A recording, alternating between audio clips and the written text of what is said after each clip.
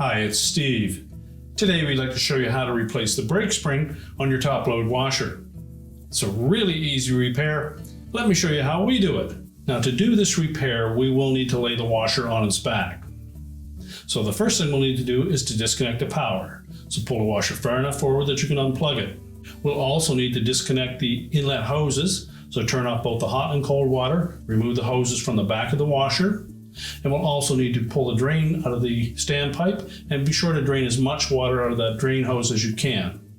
Once we've done that, we'll pull the washer far enough forward that we can safely lay it on its back. Now, before we lay the washer on its back, since we are going to be removing the bottom of the brake and the opening in the base frame is fairly narrow, we need to make sure that our tub stays quite centered. Now, to do that, you can either raise the lid and block that from the inside with either a piece of wood or plastic to hold it in place. Or also, you can take and lift the whole top and lid assembly and place a spacer block in behind the outer tub. So that's the method that we'll show you here today. To lift up the main top, we're going to need a thin putty knife. We'll go into this gap between the front panel and the main top. And about 4 inches in from either side, there is a spring clip that holds the main top down. Simply push in against the tension of that spring. Do the same on the opposite side. And then we'll raise that top up. Either have somebody hold that in place or lean it against the wall. Now, with this particular model, a spacer block of about 2.5 inches is just about right. So we're just going to tuck that in behind the tub cover at the rear and just tape it to the tub cover. That will hold that tub in place. We can then lower that main top, line up the holes in the bottom of the main top with these 2 locating pins, and then snap it down into place. And now with some assistance, we're going to pull that washer forward and lay it completely on its back. Now that we have the washer secured on its back, our next step will be to remove the drive belt. Simply roll that off of the pulleys and set that aside. Now, next we need to get the main drive pulley off. So first we'll remove that dust cap, and underneath that you'll note that there is a clip that snaps over the end of the lower shaft. So using a flat blade screwdriver, I'm just going to pry that clip off.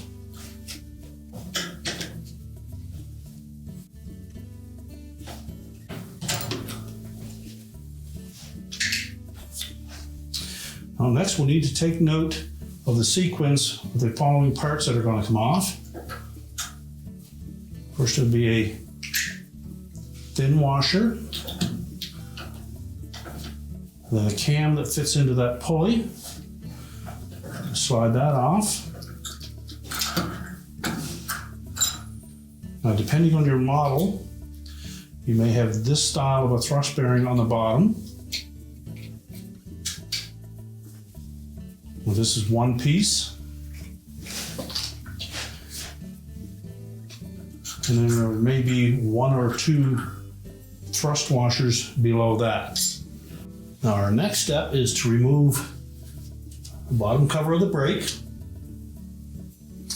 Now, if you're able to borrow the tool that is specifically made for this style of washer, you can go ahead and install that on there and remove the screws that secure the brake cover.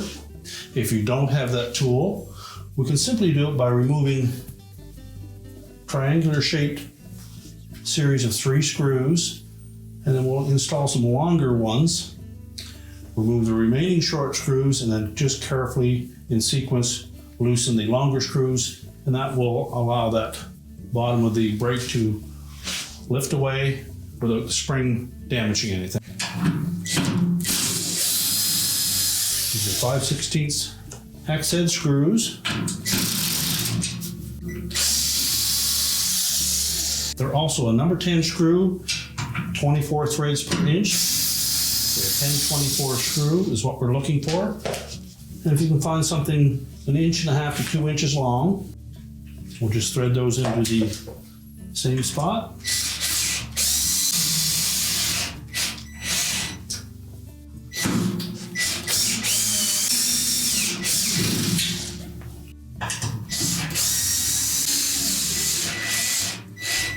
Now with the longer screws in place, we'll just remove the remaining short ones.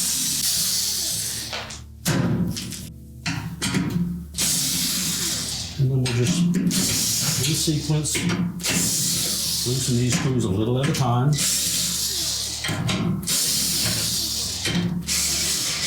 Now if you note that brake cover is binding on that opening in the base frame, you may need to open up the lid and either increase or decrease the size of the block that you have supporting that tub to either tilt it up or lower it down to allow it to come through there easily.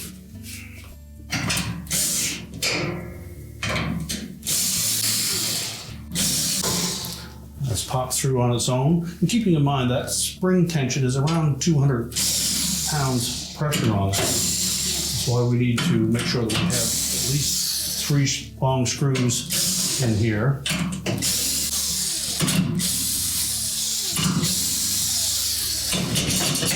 And once we've reached the end of that spring travel,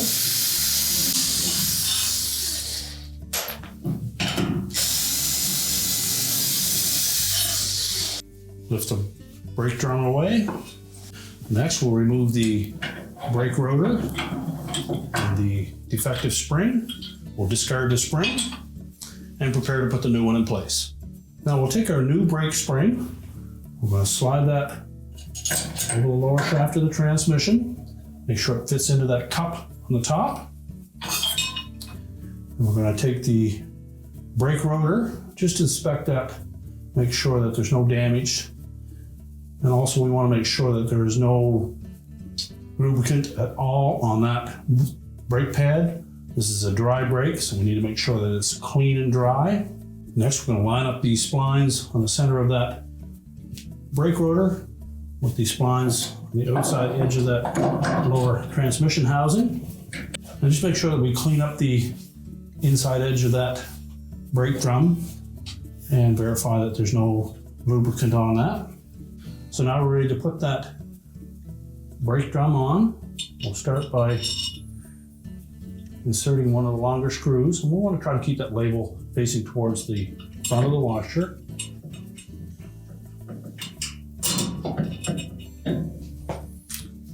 And again, we'll put these on in a triangular pattern.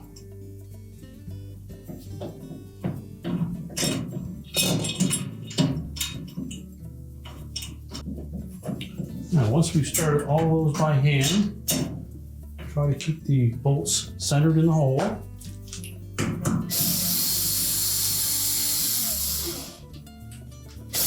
then we'll start tightening down.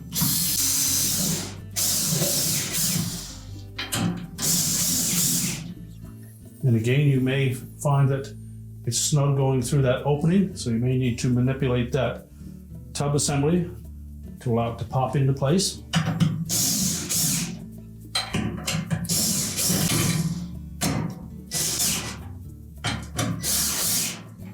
Now, once we're up above the base frame, we should be able to start those shorter screws. Now, once we've got those shorter ones started and are part way in, you can go ahead and remove the long ones again and replace them with the remaining short ones.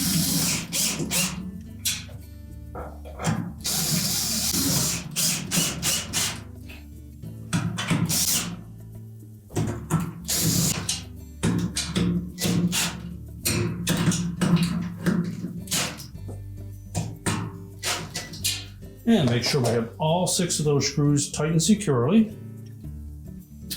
Now we're ready to reassemble our lower pulley.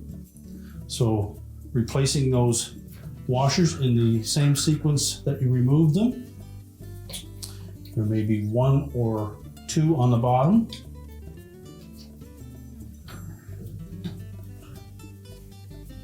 And if we look at the drive pulley, you'll see that there are a couple of ribs on the outside of that hub. And those will be our indicator points for making sure that we have the brake set properly.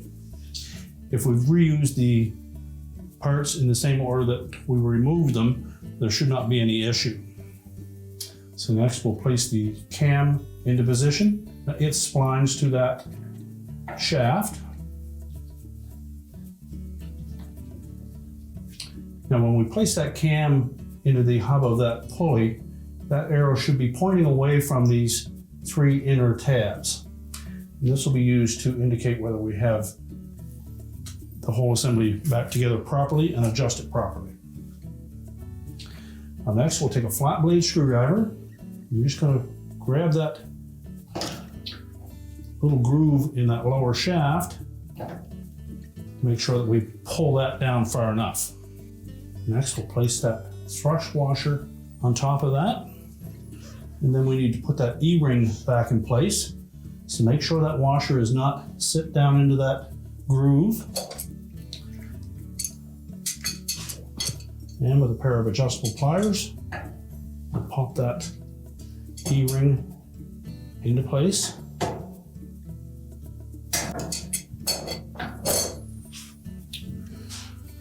Now when rotating that pulley counterclockwise, that little indicator arrow should line up between those 2 outside marks when it releases that brake.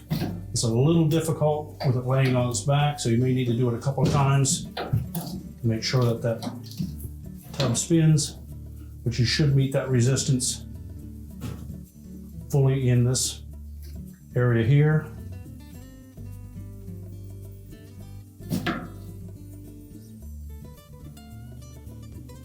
So as long as that little arrow is between those 2 when you're meeting that resistance, that's set properly.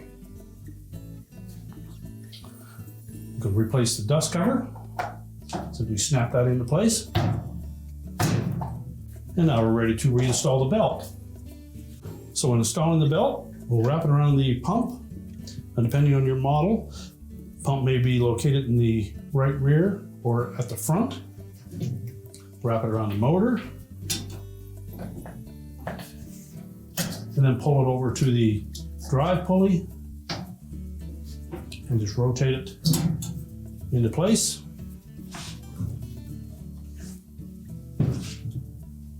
And now we're ready to stand the washer back up. Now that we have the washer back on its feet, we're next going to lift up that top again.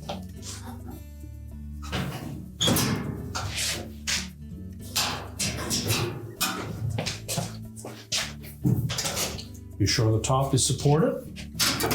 We'll remove our spacer block. Lower the main top back down again, making sure that we line up those locator pins. We're now ready to push the washer back into place, reconnect our fill hoses, turn on the taps to make sure we have no leaks, reconnect the drain, then we can reconnect the power and your repair is complete.